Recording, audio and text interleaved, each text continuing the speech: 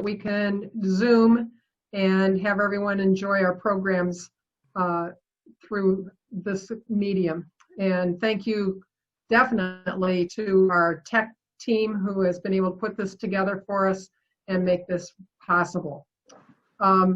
We will have our program first, and during the program, if you have any questions, please ask through the question and the Q&A at the bottom of your screen. And at the end of the program, we will get to as many of those questions as we possibly can. Also, if you have had any interesting sightings in the last couple weeks, please also put those in the question and answer in the Q&A. And we'll try and get to some of those and highlight some of the ones that are coming through right now. And of course, we've been having an eruption of evening grosbeaks. We've had some in Amherst, and getting close to home.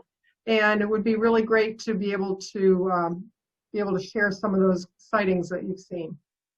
So, without further ado, I will turn this over to Larry Wilson, our program chair, and he will introduce our speakers for tonight. And before we go, I want to thank Mari for the beautiful music that we had tonight. Larry? Yes, thank you for the great music. Diana is a science writer and birder, volunteers as a board member of the Ohio Ornithological Society, and serves as the driver/guide for the biggest week in American birding. She monitors a network of eastern bluebird and American kestrel nest boxes for Black River Audubon Society. With her trip to China, she has birded on 6 continents. Africa is on her bucket list. This is the story of her travels to some unusual places on a faraway continent and how they managed to bird there. They encountered only one English-speaking tourist during their entire 2-week trip, but saw many delightful and unusual birds, including 3 species of cranes. Diana Steele. Hello, and I'm co-presenting with my daughter, E.J. Thomas, who was 9 when we made the trip to China and is 11 now. I invite you to settle back in your comfiest armchair, grab a cup of tea if you can, leave your election worries behind, and settle in for a journey to China. Someday we'll be able to travel again, but until then, we'll try to make you feel like you've been there with us.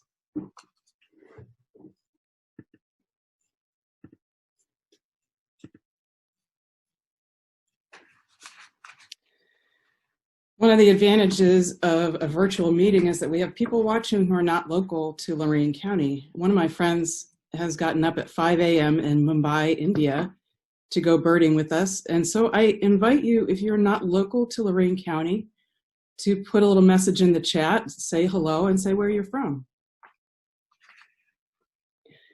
And as Sally said, you can use the Q&A function in Zoom to ask a question at any time, so you can type it in before you forget it, and then Dale will ask questions at the end.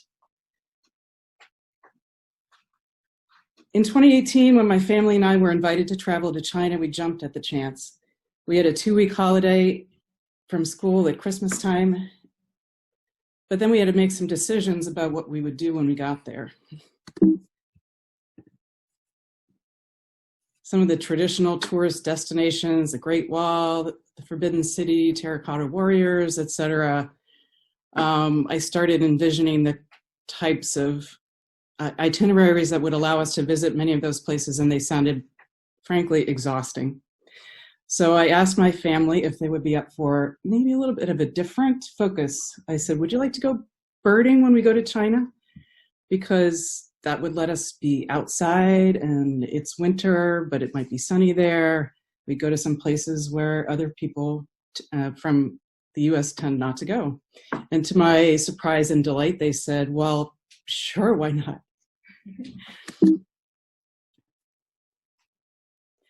So I'm going to try to make this panel go away. All right, I don't want to look at myself. We did some research and decided we were invited to visit Chengdu, which is, I'm going to get up my pointer here. Chengdu is the capital of Szechuan province. So that's where we were initially headed, and we flew in and out of there. And then we also visited Yunnan province, because that is one of the provinces that has the greatest variety of birds, particularly in the winter. So then the adventure began. I spent a long time trying to pick the shortest, brief, fewest legs journey to Chengdu, which involved flying initially to San Francisco and then a direct flight from San Francisco to Chengdu.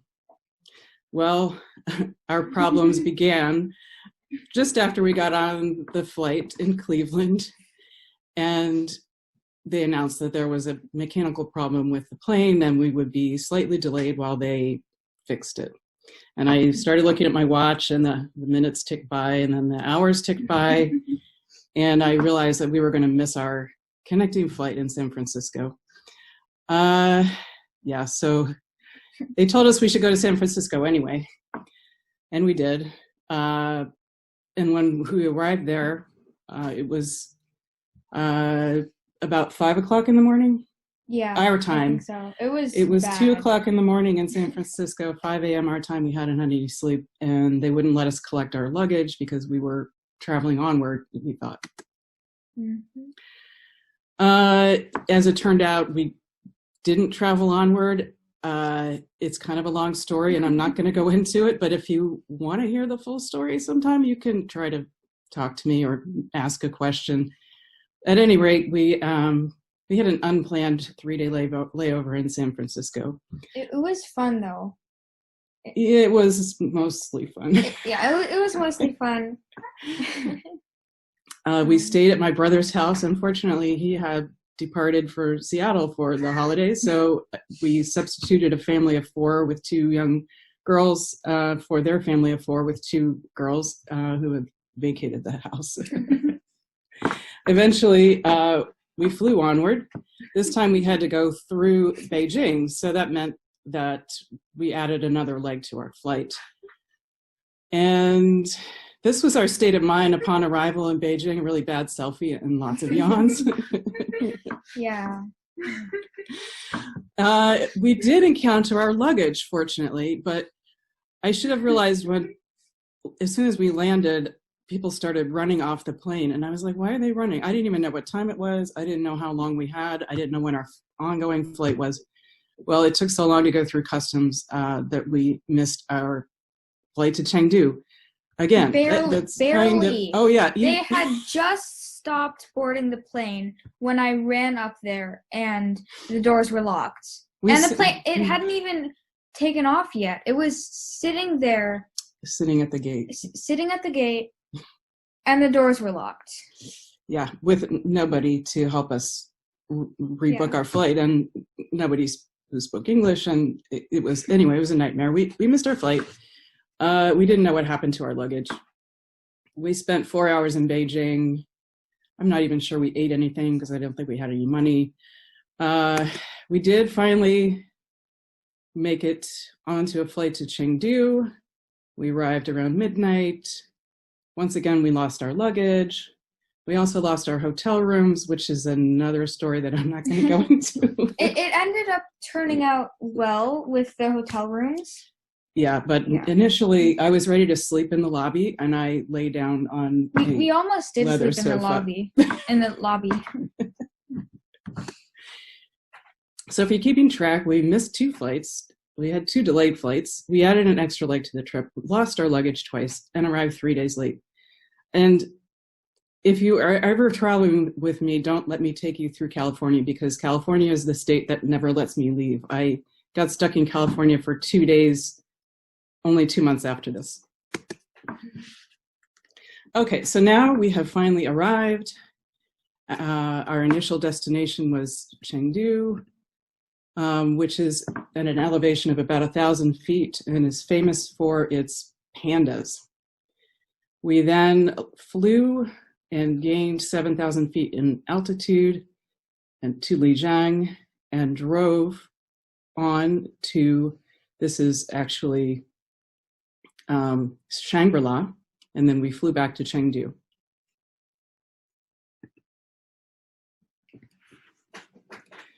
So when we got to China, we found that pretty much everything I ever use on my iPhone was completely unusable to me unless I logged in through a virtual private network. So I had a little bit of trouble readjusting.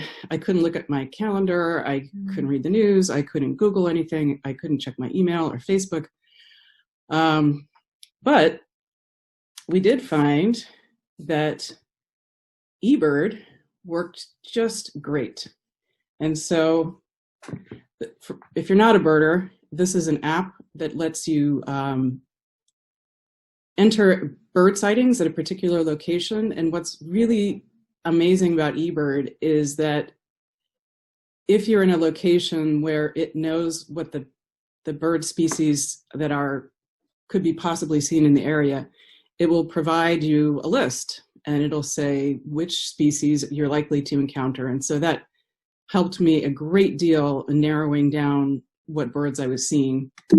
And then we had a field guide to the birds of China. And this, because it has, I think, 1,600 bird species in it, is not a pocket guide to the birds of China. Definitely not. Yeah.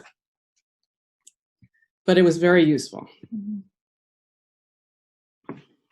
So, we went in Chengdu, we visited. Oops. What? If you click it, it goes forward. Hold on, I have to go back. How do I go back? Okay, so in Chengdu, we visited the Panda Breeding Research Center. International Giant Panda Breeding Research Center. Yeah. And if, as you might know, there are only 12 giant pandas in the entire United States. And there were 83 giant pandas in this one facility. And we didn't even try to see all of them, but we did see a lot of pandas. Yeah. And it was panda feeding time when we were there. Yeah. And as you can see in this picture, they sort of use their bellies as their plates, which was very funny to watch. Mm-hmm.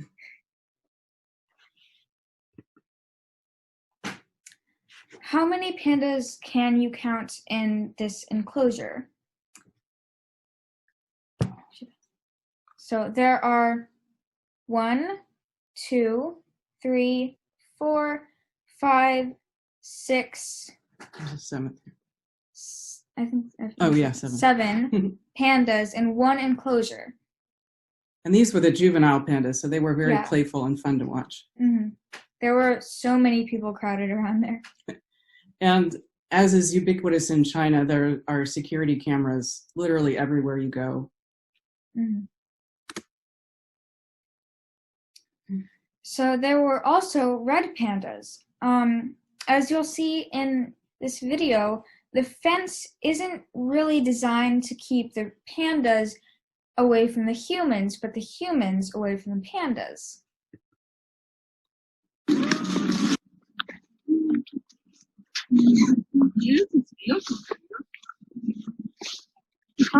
They're also very tame, and they love smelling people's feet. It's like shoes.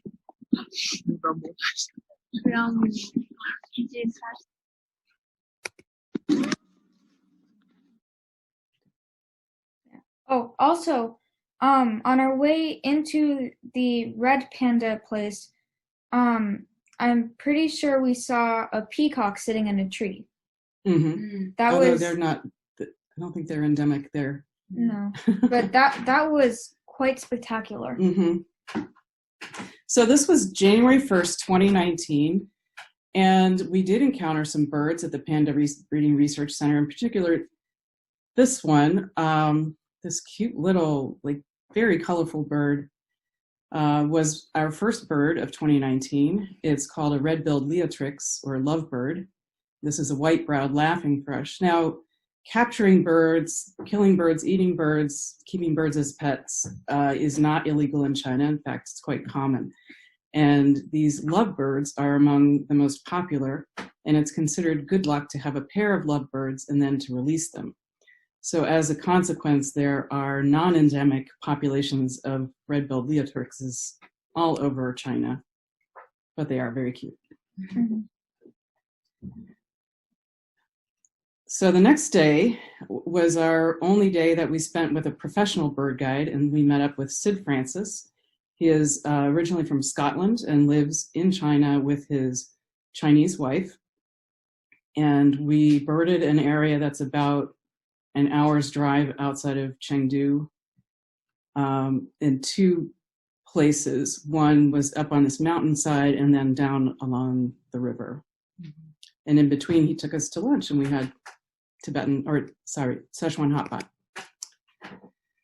So up in the mountains, and here you can see, this is what the eBird looks like on the phone. And these are some of the species that we encountered, and we generated quite a respectable list of 33 species.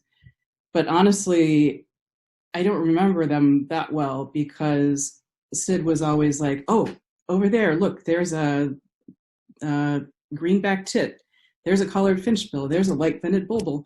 And I didn't have to work very hard. I didn't have to work hard at all to identify these species, only try to get them in my binoculars. And as a consequence, I don't remember them. But there was one species that really caught my eye, and we saw it before Sid.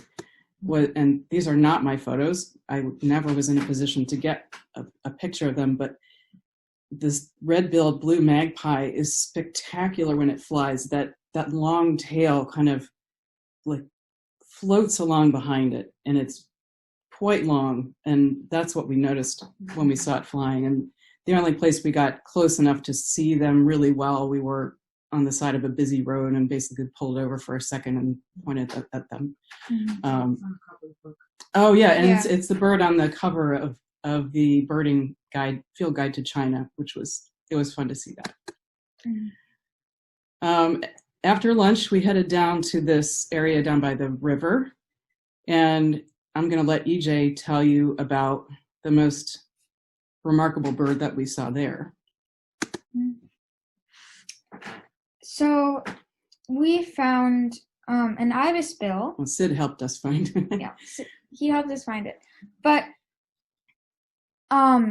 as we did not expect, my dad, who is not a birder, found it.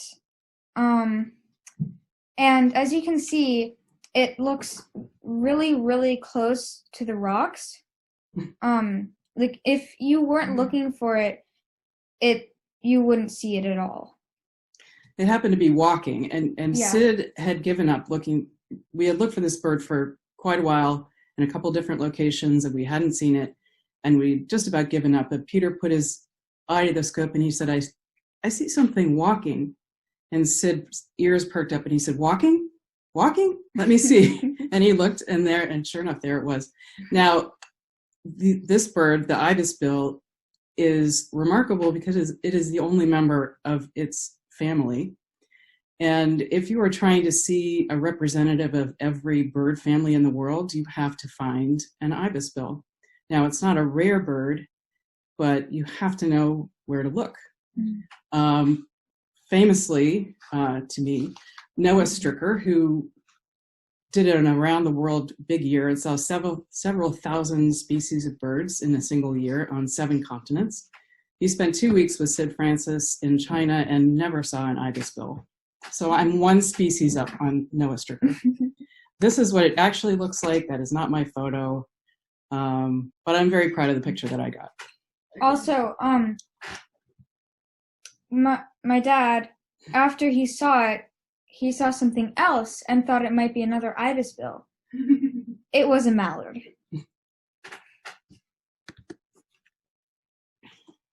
So this is an owl named Santa.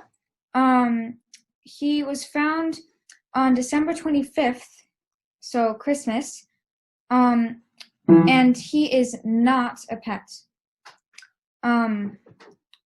He was being rehabilitated by Sid and his family until he was healthy again. So they were doing this in their home because there are basically no bird rehabilitation centers in China. So a lot of people have to do it by themselves. A lot of people being Sid. Yeah. And he's actually perched in their dining room light fixture. Yeah. When he said, "Hey, do you want to see my owl?"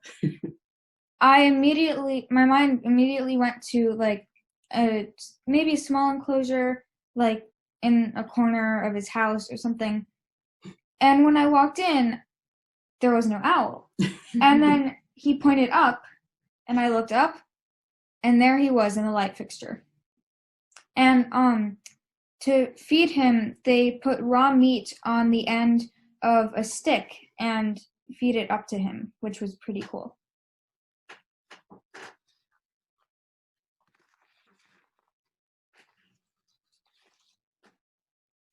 So to finish out that day, it was the end of a very long day with a time change of about 12 hours. So by the time we got to be eating dinner, we were pretty much like almost catatonic, but it was pretty spectacular. EJ's going to tell you about Szechuan Opera.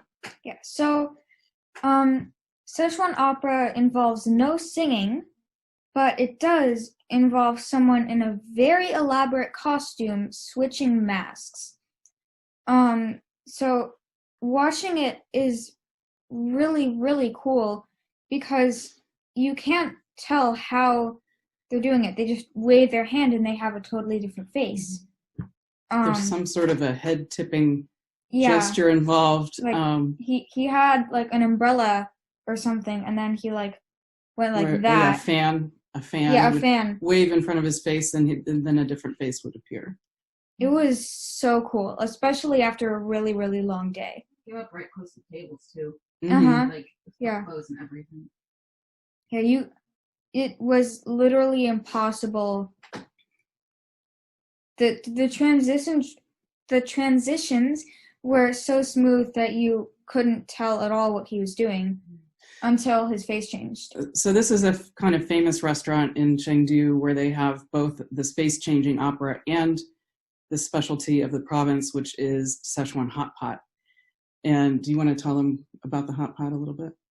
So, as you can see in this picture, the hot pot is basically a giant bowl, split into 3 sections with broth, oil, and something else. I don't remember, but there was like maybe two things of broth. Yeah, and then spicy one. And it was essentially boiling. Mm-hmm, because there was a burner or something underneath the bowl, and it was set into the table. Mm-hmm. And so they would give you all these raw like vegetables and meats and stuff, and you would dip it into the oil or the broth for maybe a minute or 2, and it would come out cooked.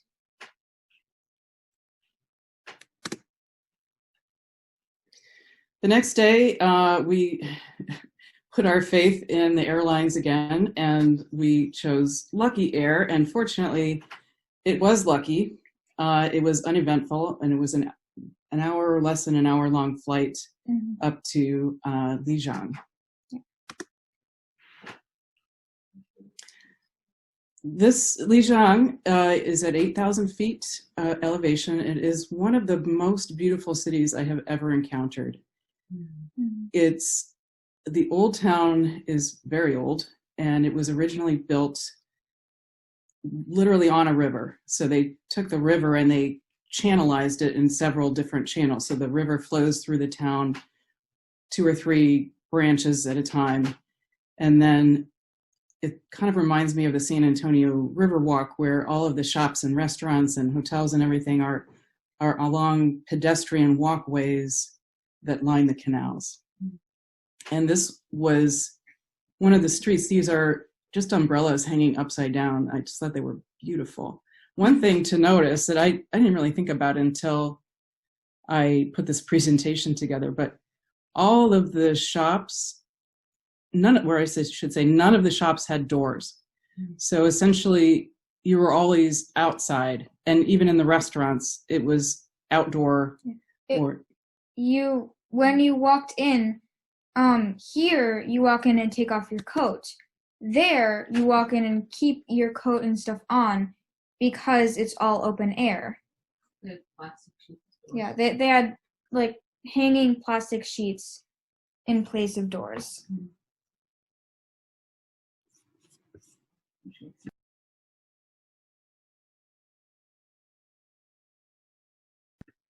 So in Lijiang, it's kind of a dry alpine climate, similar to maybe the desert southwestern mountains. So sunny. Chengdu was horrid, 40 degree and rainy. It was about my least favorite kind of weather. But up in the mountains, it was dry and sunny and above freezing during the day, up into the 60s even, and below freezing at night. So there was quite a big temperature change.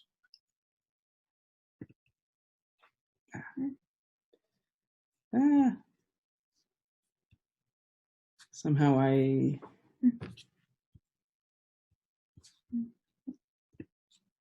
lost my presentation. Okay, there we go. And just walking around Lijiang was incredible. We walked very slowly because it was at altitude, but here you can see these mountains are famously reflected in this pool. EJ loved this bridge over the waterfall. It was very peaceful. And I remember when we walked into the park, there was a gate, and next to the gate was a small waterfall with beautiful flowers blooming all around it. I think they were like pink and blue, just bushes and vines all around the waterfall. It was really cool. Mm-hmm. So we were enchanted by Lijiang, and that of all the places that we visited in China, that would be the first place that I would go back to.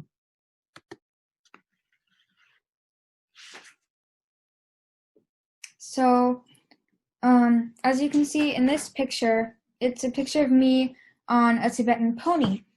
And while we were there, we rode for 2 hours on the ancient tea horse road, which wasn't even the beginning of how long it was. But it was really amazing because there was a leader and then a line of people on ponies behind them, and it went all up into the mountains and around, and then came back down. And it was really cool. So this was an ancient trading route. Yunnan is famous for its tea, and they would trade the tea across the mountains for ponies. And here is one of the canals in Lijiang at night, and you can see this open air restaurant right along the water. So when you went into a restaurant, you just didn't take off your coat. Mm-hmm. And now I realize China has much more recent experience with pandemics than the United States. And maybe this is a model for us in the future. The next day, here's the city of Lijiang. We went to a nearby lake. This is called Lashihai, and it is a nature preserve. I don't even think you can take a boat out on this lake, but there are a lot of different species of birds that overwinter here. I told Sid that I was a little afraid to go birding without a guide because I didn't know how I would identify the species that we saw. And he said, it doesn't matter. Go and enjoy the birds. Go where you know you will find lots of birds, which I know bird habitat when I see it. and just watch what's there. And that turned out to be excellent advice. We didn't always identify the birds we saw, but we had a really good time watching them.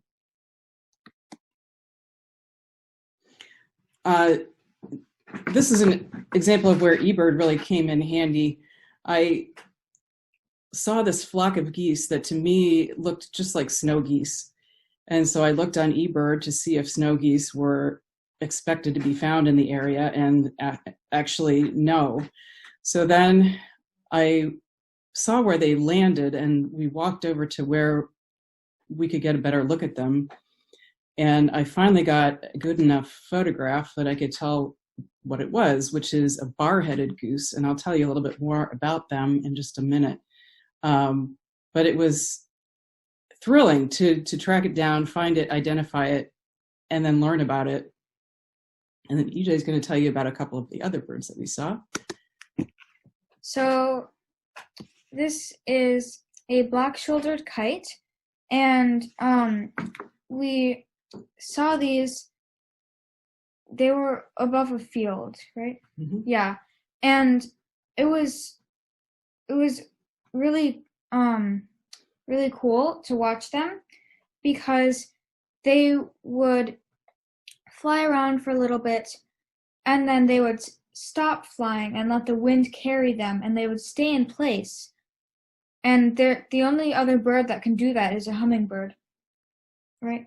Well, it's called kiting. Yeah.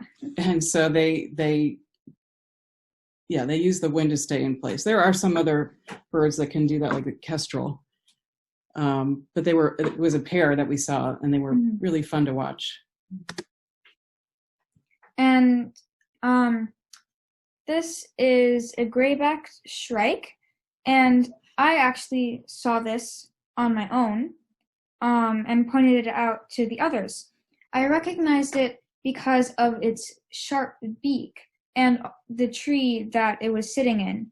So shrikes, they like to catch their food, kill it, and then stick it on sharp branches to save for later. And so this tree that it's in is what I call a shrike tree. And so they like it because it has a lot of spiky branches that they can put their food on.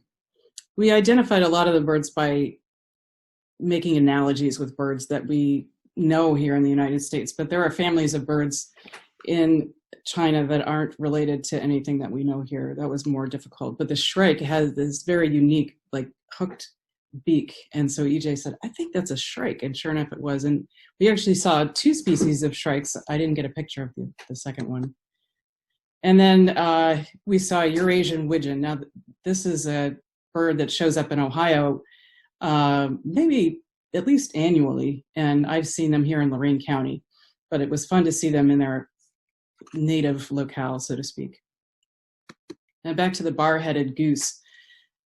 This goose is amazing. It flies at such a high altitude, you would think you would need like a pressurized oxygen canister to stay alive, and somehow it manages to fly at extreme altitudes, and that's just what it does. Its regular migration route is over the Himalayas, and it's been anecdotally spotted flying over Mount Everest. We did finally catch our first view of cranes, and this was a rather large flock. I think there were maybe 40 or 50 birds altogether. So this large flock of cranes surprised me a lot, because whenever we see cranes here in the US, it's almost always one crane, and almost never like 2 or 3 cranes in one place. And then there's this flock of 40 or 50 birds. It's mind-blowing. They're so majestic.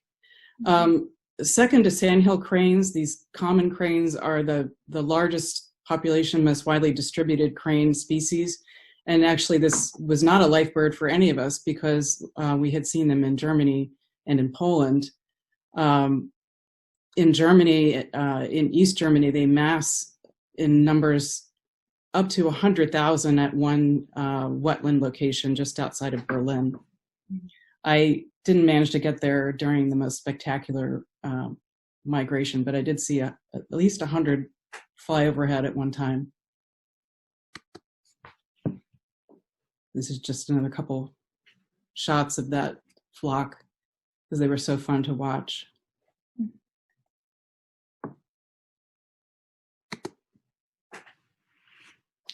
So this is Tiger Leaping Gorge.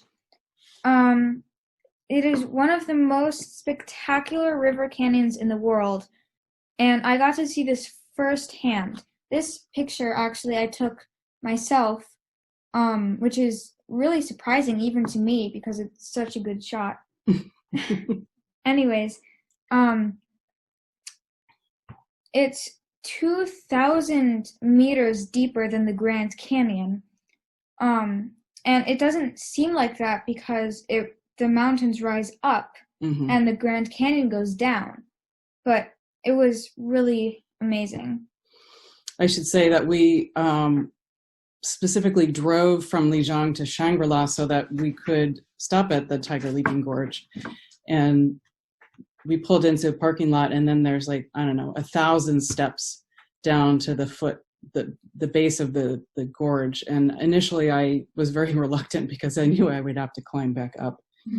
We ended up doing it anyways, and it was definitely worth it. Yeah, it was beautiful. But they had men porters basically that would carry you in a sedan chair back up if you wanted to pay them a certain amount of money. We didn't do that. I was sad about that. So the legend has it that the name comes from when a hunted tiger leaped across the gorge using the rock in the center, which is really surprising because the rock is, I don't know, maybe 20 or 30 feet out in the river. And yeah, it was a very large tiger or either a very large tiger or very low water. Yeah. At any rate, it was a fun place to visit. Yeah. There's even a tiger carved into the side of the gorge, which was really cool to just look at. So that evening, we arrived at Shangri-La, which is a city at 10,000 feet in elevation. And up until 2001, it had the name Shangjianshen, but it was renamed Shangri-La after the fictional utopia Shangri-La in the James Hilton novel Lost Horizon. This was done in an effort to promote tourism, and I think it worked because it was the only place we were in China where there was any English at all. There were English translations on the menus, and a few people we encountered spoke English, like the manager of the hotel. It also has an alpine climate, but a lot colder because we were a lot higher. So it got a little bit above freezing during the day, but it felt warmer because it was so sunny most of the time. But then it dipped down into the teens at night. So there was snow, packed snow up there. It didn't snow while we were there, but there was definitely hard-packed icy snow in the streets. And it was kind of shut down. This definitely was not the high season for Shangri-La. And it was the only place we encountered anyone at all who spoke English, and he was from Canada.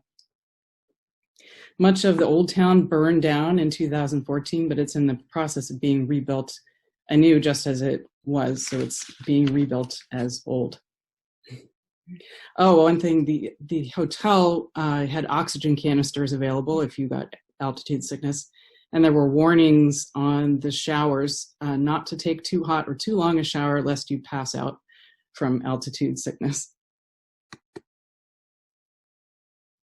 In the lobby of the hotel, we got our first view of the crane species that we were seeking in Shangri-La, which is the black-necked crane. I'll tell you more about that in a minute. Now, outside Oh, yes, EJ pointed out. In the hotel, they gave us all these prayer scarves, and I suppose we were supposed to tie them on somewhere and leave a prayer. We took them off. We took them home with us. The city of Shangri-La is up here. This kind of watery looking area is a seasonal lake that is about 25 square miles total in surface area. And when it's not a lake, it is the largest grassland grazing area for yaks in the province of Yunnan. Yaks are also called high altitude cattle. So here we are. We were driven around. There's a lake that, there's a road that circumnavigates the lake or the grassland. But as you can see, we got to an end point where we could go no further. There was a pickup truck that attempted to make the drive, but backed up without going all the way. So this was as far as we could get. Because of the temperature change between night and day, and also because of all the sunlight, some areas of the lake were frozen and some were open water, and it made a delightful sound. Woo!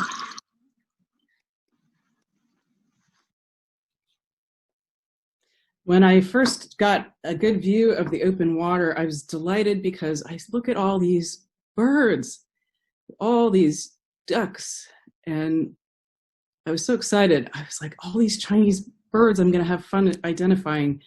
And I didn't have a scope, unfortunately. I only had a camera, so I had to take pictures, zoom in, look at the pictures, compare them with my book, look them up in eBird, try to figure out what the species were. So here was my first attempt. Now, anyone local, why don't you see if you can guess in the chat what species of birds these are? Zoomed in.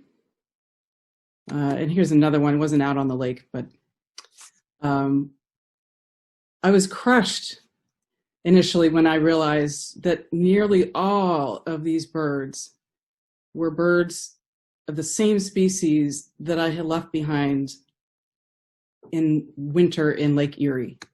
They are almost all common mergansers and mallards. And this was a common raven, which we don't see commonly in Ohio, but is a common American bird.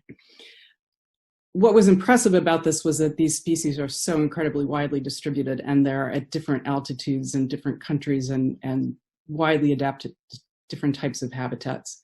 It was a little bit disappointing not to have something really special that I hadn't seen before. But there were a few birds, such as this one, which I'm showing in black and white because I think it shows its identifying feature most clearly, which is the tip of its beak. And this is an Indian spot-billed duck. It was actually the second species of spot-billed ducks that we saw because Sid helped us find an eastern spot-billed duck.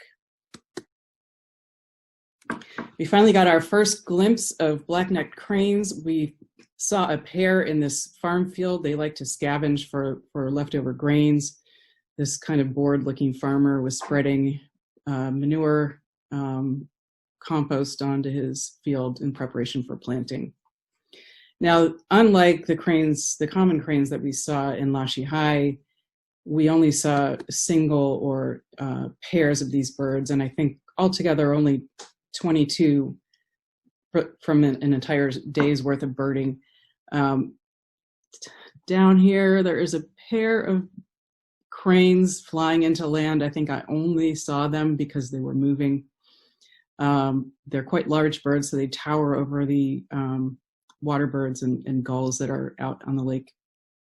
It's kind of like not a sandbar, but a little spit of land out here. Black-necked cranes are not the rarest species of crane, but they're endangered, and there's a population of only 10 or 11,000 birds in the entire world. They were the last species of crane to be discovered and described by ornithologists because their range is so remote and it's all up in the mountains. These are the Himalayas right here. And we were visiting this tiny little population of cranes on a single lake in China. After we stopped birding, we treated ourselves to one of Shangri-La's diversions, which is a cable car ride up a very, very tall mountain. This is the lake that we left behind, Shihai, and we took a series of 2 cable cars up to the top. Here's EJ standing next to the 4,500 meter mark. I like to think we were looking into Tibet. We were in the little tiny finger of China that leads to Tibet. You can't actually go to Tibet from there because the border is not open. And I actually don't know which direction we were looking. But it was a spectacular view. It was worth it. At nearly 15,000 feet, we moved incredibly slowly. We did not get altitude sickness, thankfully. And to our amusement, there was a souvenir shop at the top. And the only post office in town, which just happened to be at the top of one of the tallest mountains. And a security camera, as there is everywhere. So I'm going to share with you some of the things that we ate. In Lijiang, we tried deep fried insects. Some of us did. I did not go anywhere near them. I thought they were quite tasty. They were a little bit like French fries. I didn't particularly like the texture of those. The mealworms were the best. So these are rose cookies that we found in a restaurant or cafe in Lijiang, which every single thing on the menu had something to do with roses. So there were rose cookies, rose pastries, there was rose water, and rose tea, and rose tea, rose liquor. So we rose everything. Tried a lot of the things made out of roses. These were the most delicious. They're a little shortbread cookie that tastes like rose petals. And then both Szechuan and Tibetan hot pots, which were very, very hot. Very, very spicy. And everything you could think of in or with bamboo, particularly at the Panda Breeding Research Center. There was a cafe there. It was called the Bamboo Cafe, and we thought, oh, how sweet. It's a cute name for a little cafe in the Panda Research Center. And then we looked at the menu. Everything was either cooked in bamboo, served in bamboo, or had bamboo shoots in it. So we made up a joke that whenever someone finished a sentence, we would add with bamboo shoots on the end. And that lasted for maybe a few days before it got old. And I had to buy a can of bamboo shoots when we got home. And I think, did I serve it with anything or we still have it? I think we still have it. And some things that we didn't eat. We did not try Tibetan yak tongue or raw yak meat sliced, despite how tasty they looked. We also did not eat the pig brain. Yeah, cooked in the boiling hot spicy oil. We debated it, and we decided not to. There are some things that we ate and drank more than once. This is a Yak Hot Pot, and it's a little bit different than the Szechuan Hotpot, and it's filled with yak meat and vegetables and noodles, I think. Yeah, noodles. And in the foreground, you can see my dad is pouring yak milk tea into a cup. And yak milk tea is an amazing drink. It's just the right amount of sweet, and it's very rich as well. Mm-hmm.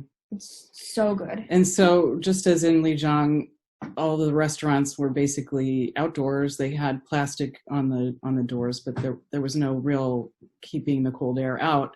And so we sat near a hot stove, and we had hot yak milk tea and hot pot, and it was wonderful. And we didn't take our coats off. So this was maybe my favorite part of the entire trip. Yak milk frozen yogurt. Unlike American frozen yogurt, this actually tasted like yogurt. Here, it's basically just ice cream. It's basically the sugar. Yeah, it's basically sugar. But they only had one flavor of froyo. But they had all sorts of toppings, like mango slices, all sorts of fruit slices. They had nuts. They had strawberry sauce, chocolate sauce, whipped cream, everything that you could think of that would be good on vanilla frozen yogurt. And yak frozen yogurt is partly so delicious because of its incredibly high fat content. Mm-hmm. It was so rich and smooth and much better than anything that we could ever get here. And EJ definitely deserved that after her yak selfie. Yeah, that was quite a day. Yeah. This is just another picture of the yak at La Shihai. And we celebrated finding the black cranes with the black yak Shangri-La in the bottle beer. It didn't actually have any yak in it. And at the end of the day, every day, in the square in Shangri-La, they have square dancing in the round and in a circle. Square dancing in a circle. So remember, we were at 10,000 feet, and even just walking was very exhausting.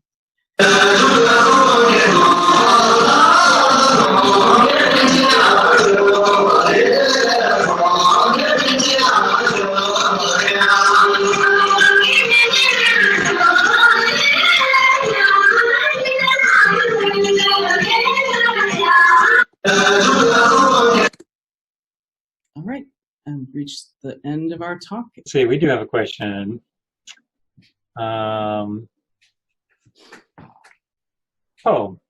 Someone wants to know, was your trip home uneventful? Yes, absolutely. That's why we didn't talk about it. Yeah, it was very uneventful, very nice in comparison to our trip there. I barely remember it, which is a good thing. Yeah, I don't remember it at all. Yeah.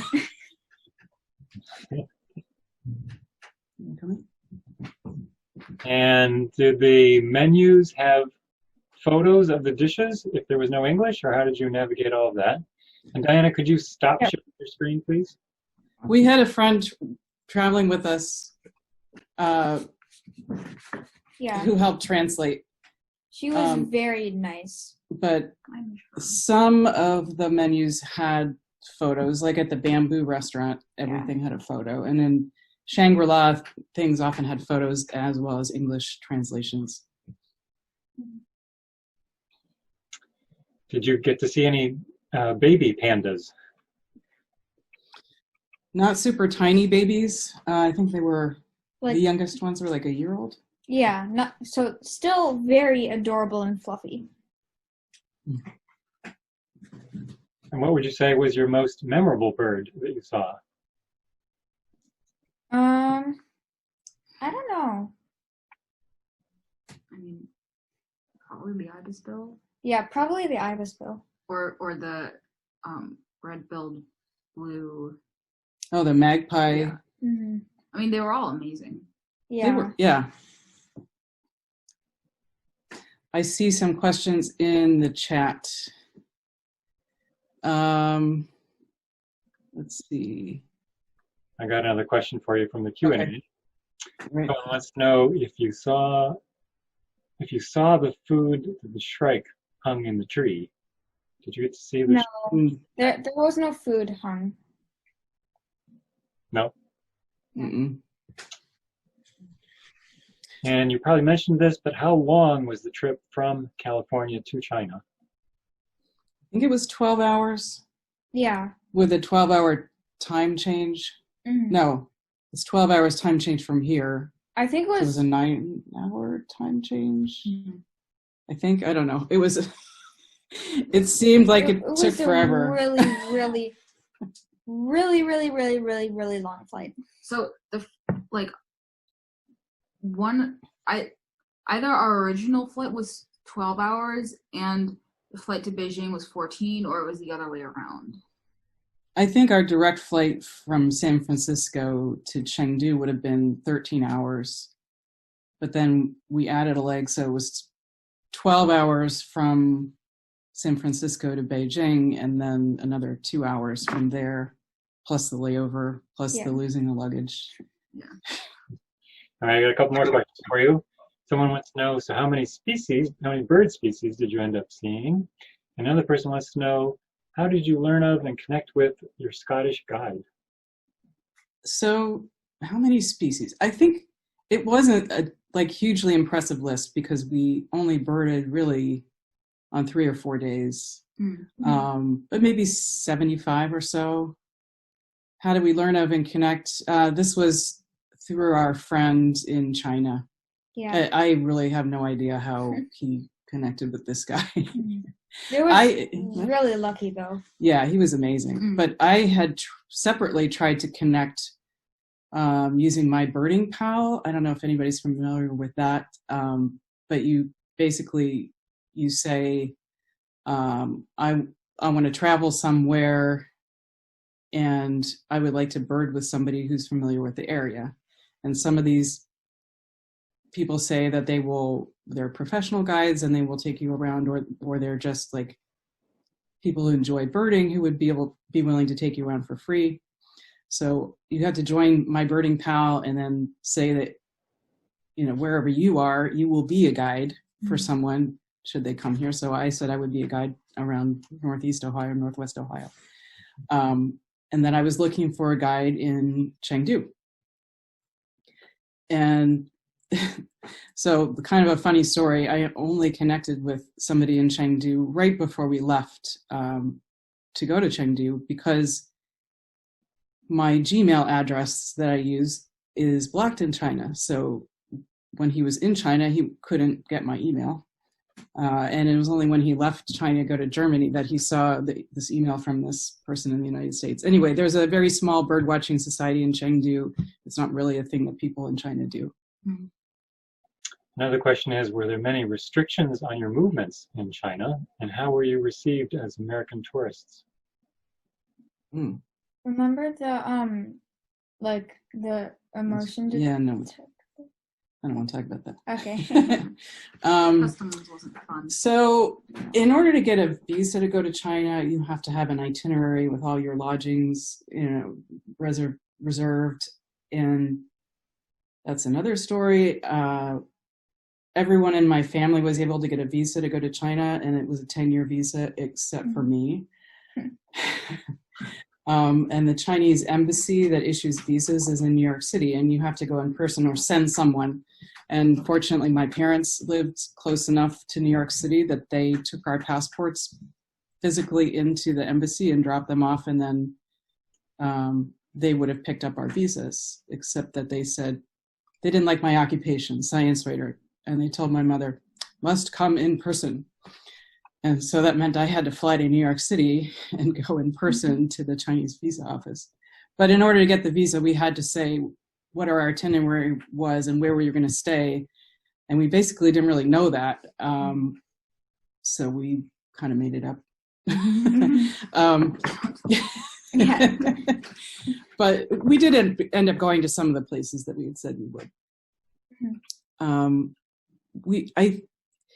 In China, there's surveillance everywhere, so I'm sure that we were monitored everywhere we went, and this was at a time when Americans were being taken off the streets in China, essentially in retribution for the Huawei dispute. And there was a State Department advisory issued after we already got to China saying that maybe Americans shouldn't travel to China. Mm. And then they might not let us leave. And so we had an exit ticket, I guess, that we had to show in order to get out of the country. And we were a little afraid that they would take our exit tickets and we wouldn't be allowed to leave. But it was uneventful. But otherwise, we didn't have any trouble traveling. Other than just normal travel, other country weirdness. Yeah. Once we were there, we didn't face any restrictions on travel that we noticed anyway. We didn't try to enter Tibet. That's a big no-no. Yeah. But aside from that, there was nothing unusual. So one of the viewers is commenting that your white scarf, Diana, is a greeting of respect, and you often see the Dalai Lama receiving Okay. in countries. And they are tied up in lots of places around Shangri-La. It's particularly like at the top of the Shika Snow Mountain. So how about this as our last question, then we'll switch back to you, Sally. A viewer wants to know, what will your next international birding adventure be? Okay, we all probably have different answers to that, and since we can't travel anywhere right now, I would take kind of anything, but I want to go to Australia. That's on my bucket list. I'd love to go to South America. I'd settle for Canada. Yeah. At this point, me too. So I've traveled, I've birded on every continent, including Antarctica, except for Africa. So my next birding wish list trip is Ethiopia. That would be really cool. But Canada would be fine. Yeah, Canada would be, I mean, New York State would be awesome. okay. Yeah.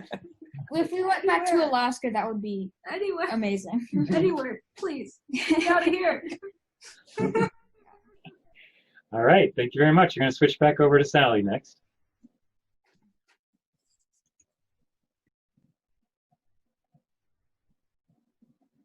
And Sally, you need to unmute yourself. I just unmuted, and I want to thank Diana and EJ for a wonderful trip. And Mari, a beautiful presentation at the beginning with your piano and solo. That was beautiful. So what a nice evening for us. I just want to remind everybody, next month's program is Judy Simrock. She is the conservation specialist with the Cleveland Museum of Natural History, and her program is Chimney Swifts, the Nature's Amazing Aerial Insectivores. And we do have, with Black River Audubon, we have a little bit of a interest with the chimney swifts because we were able to help fund the chimney swift tower that's at the Oberlin Nature Preserve. And just a little aside to that, Diana Steele's Girl Scout troop is the one that put that up. So it was pretty cool. And if you haven't been to the Nature Preserve yet, the Oberlin Prairie Preserve, it's really worth the trip to go there. It's on the south side of Oberlin and just west of the splash zone. So go take a look at it. It's really a pretty special place. Let's see, what else? I want to remind you about our Christmas bird counts. We haven't been able to do any of our field trips this year because of COVID, but we are going to do our Christmas bird counts. So we have one in Elyria that comes out of Elyria. That will be on December 19th. If you're interested in participating, please contact Marty Ackerman. And here's the information for that. His phone number is 608-334-2552. And he will be assigning you an area to cover on December 19th. The same is true for our Wellington area count. That will be on January 2nd. And the contact for that is Paul Sherwood at 419-202-6080. And this is also on our webpage So the information there, if you need to see some more about it. We will be doing this a little bit differently this year because of COVID. We will not do any meetings ahead of time, so everything will be done individually, and our counts will be sent into the 2 contact people. So you can find that information on our website, which is blackriveraudubon.org, and also check that out for any further things, information, and different posts that are coming up. It'll also be in our December wingtips. Let's see, one more thing. I think I will end with that and hope to see you December 1st for our next program. And we wish you all a very happy and safe Thanksgiving. Good night.